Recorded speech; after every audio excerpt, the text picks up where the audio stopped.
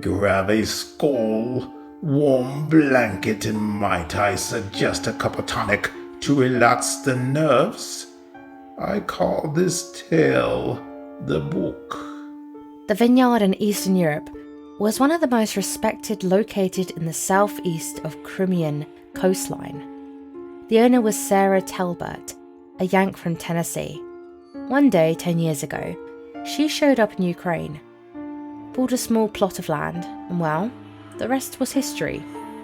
By the time she reached the age of 35, she had turned the small piece of land into a billion-dollar wine enterprise. Sarah looked back with remorse and turned to her companion. "I'm not ready to go. Please, not yet." There was no reply to her plead. Stop. This is the end of our story.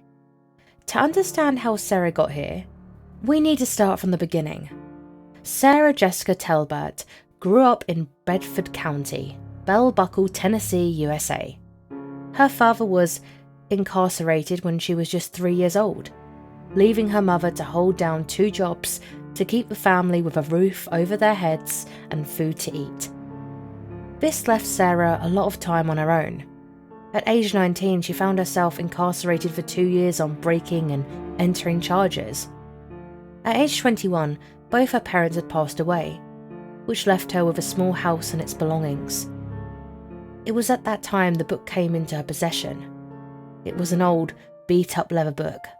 Its pages were yellowed and worn. It just showed up one day at her front door, delivered without a return address or way to contact the sender. Inside the front cover was an inscription. "Elizabeth, all you were ever taught and learned resides in this book. It is our family legacy, passed on from generation to generation. Use it to expand your gifts, help others, and teach others who wish to follow our way of life." Sarah threw herself into this book, reading a little every night. She was fascinated by what she read and learned. Although she was not raised religious or spiritual, the book called to her. There was one chapter she found extremely interesting. It had to do with the dark energy called the Morrigan. Sarah had strong ties to the land and was considered a green thumb. No matter what she grew, it would take hold. The chapter about the Morrigan went into heavy detail. It described Morrigan's ties to the land, protector, and ability to move between our world and the other world. Sarah was energized by this chapter and decided to put what she read to the test. Seeing is believing, she said to herself. The next day she made her way to the local nursery. "Sarah, what are we going to do with all these grape growing supplies? You know this land wasn't built to grow grapes." Old man Brent knew the land like the back of his hand. And when it came to growing crops, he had no problem telling folks when they were wrong. Sarah knew the exchange was coming and had a response ready. "It's just an experiment I'm doing. Nothing too big, just a hobby." Old man Brant just shook his head. "It's your money. I don't have what you need here. I need to bring it in from another town. Come back next Monday and I'll have it ready for you." Sarah finished setting up the small garden area for her growing experiment. Everything was in place. The grape seeds were planted, support for the vines was in place, the ground had the recommended nutrients. Now all she needed to do was add water and read the incantation from the book. She felt a little awkward and foolish at first, but her confidence increased as she moved through the spell work. "Morrigan, I call upon thee. Guide me and protect what is mine. Bring fruit to what I grow. Walk the path with me till the end."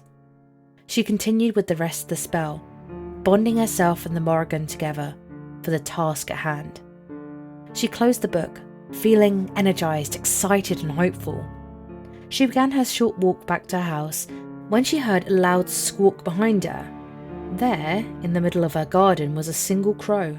It squawked a few more times before taking to the air and flying away. Sarah smiled. She knew the meaning behind the crow. That night, Sarah had dreamed about the Morrigan. The Morrigan spoke. "I am your guide. I will always be here for you. Your greatness is near. Remember and heed my words. Use your gifts for good. Help those in need. Teach those who will follow our ways. Give back to the world what was given to you."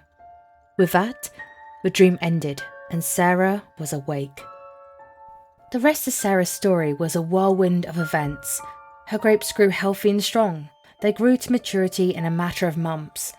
Sarah tried her hand at winemaking.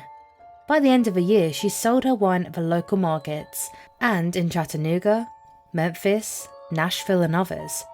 Wine enthusiasts could not get enough of Sarah's small batch process. At age 25, she acquired 10 plots of land in the fertile region of Crimea, Ukraine. Her business flourished each year, bringing more and more business worldwide. Her wine won many international competitions. The Morrigan was true to her word. Sarah would often meet the Morrigan in her dreams and continue to read from the book. Yet, as the years passed, Sarah became less kind and more withdrawn. She never took the time to be thankful, found it absurd to give to charity or help others. She also took extra care to guard her gifts and keep them secret. The old leather book was always locked away and never used outside its room, where Sarah held the only key. Every year, Sarah would release a special anniversary bottle of wine, and every year Sarah seemed to visibly grow older.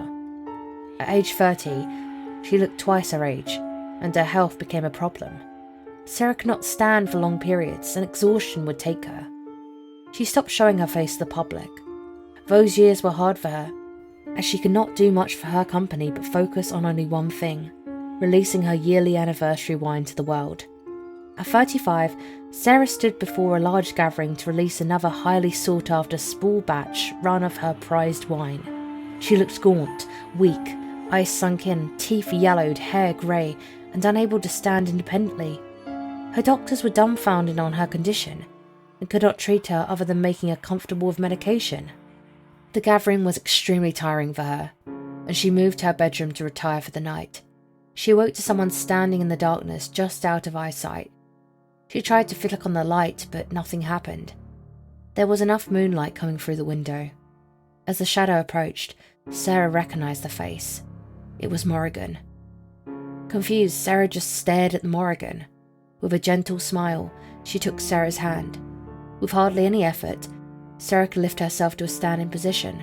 She felt amazing, full of energy, as if she could take off and fly around the room. Now Sarah was even more confused. The Morrigan reached out her hand and pointed to the bed. There laid an old, dried-up body with no life to it. At that moment, Sarah realized she was no longer alive. Sarah looked back with remorse and turned to her companion. "I'm not ready to go, please not yet." There was no reply to her plead, only another gentle smile. Then the Morrigan spoke.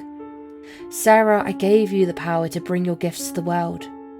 What was given came with conditions. Give thanks, help others, teach, so others can learn. You did none of these things. You only took but never gave back. Every year you did not heed my words. The magic took from the only place it could. It took from your health. It drained you of the only thing it could take, so that you could continue and live the life you built for yourself.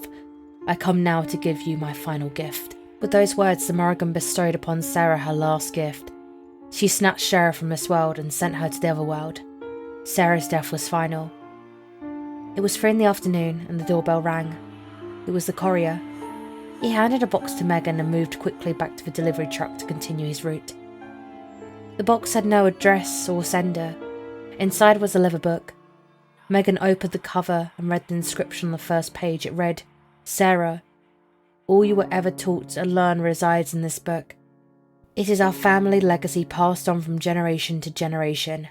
Use it to expand your gifts, help others, and teach others who wish to follow our way of life."